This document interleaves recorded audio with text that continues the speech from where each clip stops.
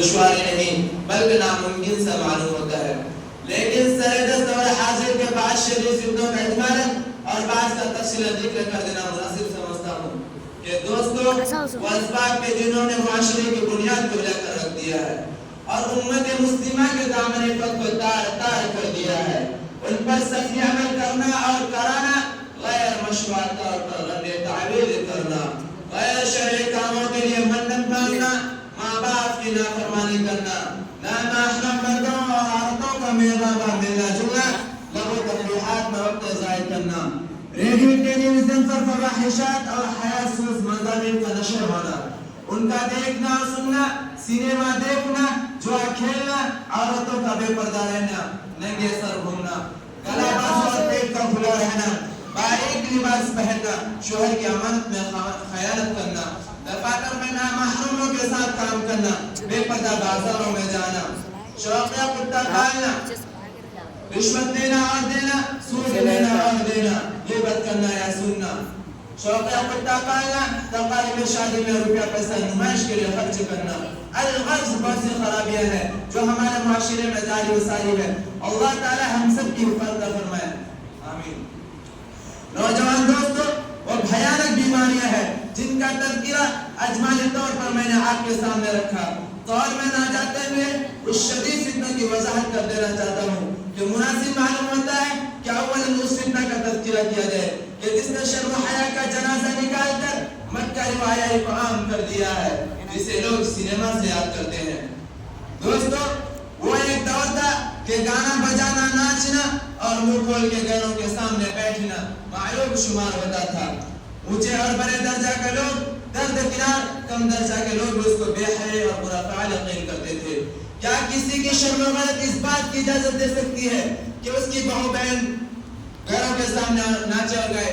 کیا ممکن تھا کہ ناچ گانوں کی محفل میں اپنی عورتوں کو غیر مردوں کے سامنے بٹھا دیا جائے؟ ہرگز نہیں. لیکن افسوس صد افسوس، آج ہر شہر میں ایک نہیں کئی سینما ہال ہے جہاں عورتوں اور مردوں کا غال کے غال نظر آتے ہیں. خود شریف زادہ خود ایکٹروں کے فرائض انجام دیتی ہے، غندے اور فحش پیسوں میں ادا کر اجنبی مردوں کے سامنے نہایت بے باکی سے حصہ لیتی ہے. شرم و حیا پر ہوتی ہے مگر ان کے سامنے مردوں اور عورتوں کا غیرہ بیٹھے ہوتے ہیں اور ان کو پھانکے لگا کر خوب داغ دیتے ہیں. خود اپنی تہذیب کا مذاق اڑاتے ہیں. ہائے افسوس، ہماری عقل کہاں چلی گئی. مالدار اور سبھی، مالدار اور غریب سبھی اس بیماری میں مبتلا ہے. سینما دیکھنا ضروریات زندگی میں داخل ہو گیا ہے. کیا یہی انسانیت ہے کہ اپنے بہو بیٹے کے ساتھ تماشا دیکھا جائے؟ آقا دو جہان نبی کریم صلی اللہ علیہ وسلم نے ارشاد فرمایا کہ میں گانے بجانے کو مٹانے کے واسطے بھیجا گیا ہوں، مگر ہم ہیں آپ کی امتی ہیں، بڑے زور و شور سے مسلمان ہونے کا دعویٰ کرتے ہیں اور خود فلمیں بناتے اور دیکھتے ہیں. سینکڑوں اور ہزاروں گھروں کے چھتوں کے اوپر جب نظر پڑتی ہے تو چاروں طرف لعنت کے اینٹینا دکھائی دیتی ہے، جس سے ٹیلی ویژن پر پروگرام اور فلمیں آتی ہے اور یوں کہا جاتا ہے کہ ٹی وی دیکھنے سے سائنس کی بات معلوم ہوتی ہے، ٹی وی دیکھنے سے جدید تحقیقات کا پتہ چلتا ہے، ٹی وی دیکھنے سے کارخانوں کی پیداوار کا پتہ چلتی ہے، ٹی وی دیکھنے سے ہڑتالوں کے اسباب معلوم ہوتے ہیں، ٹی وی دیکھنے سے انسانی زندگی میں ترقی کی راہ کھلتی ہے، ٹی وی دیکھنے سے انسان ترقی کرتا ہے، ٹی وی دیکھنے سے بچہ ہوشیار ہوتے ہیں. ہائے افسوس، ایک حرام اور ناجائز چیز کا فوائد بیان کر کے اس کو جائز سمجھا جاتا ہے. اسلام کے پاسبانوں، جن فوائد کو شمار کرایا گیا ہے دوسرے چیزوں سے بھی ان کو حاصل کیا جا سکتا ہے. اخبار اور رسائل اور ریڈیو کے ذریعے بھی یہ سب باتیں معلوم ہو سکتی ہے. یاد رکھیے، ایک ٹیلی ویژن خطرناک شے ہے جس کے ذریعہ عورتوں، مردوں، بچوں اور بڑوں کے اخلاق خراب ہوتے ہیں.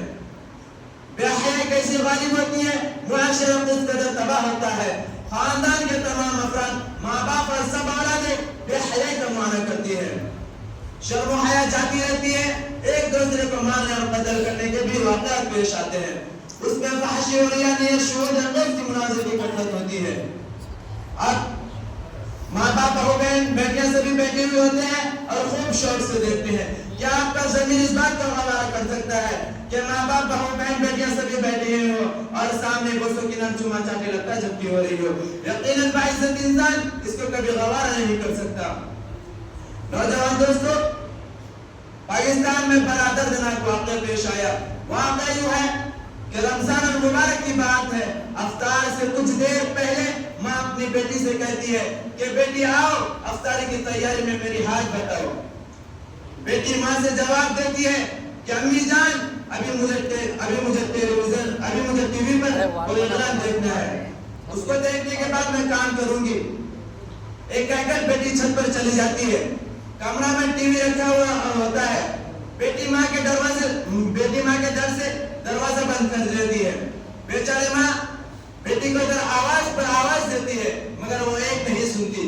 کافی وقت گزر جاتا ہے، گھر میں سب مرد بھی آ جاتے ہیں اور افطاری سے فراغت بھی ہو جاتی ہے، مگر بیٹی کمرہ سے باہر نہیں نکلتی۔ ماں کا دل ڈر جاتا ہے، ماں دروازہ کھٹکھٹاتی ہے، اندر سے کوئی آواز نہیں آتی۔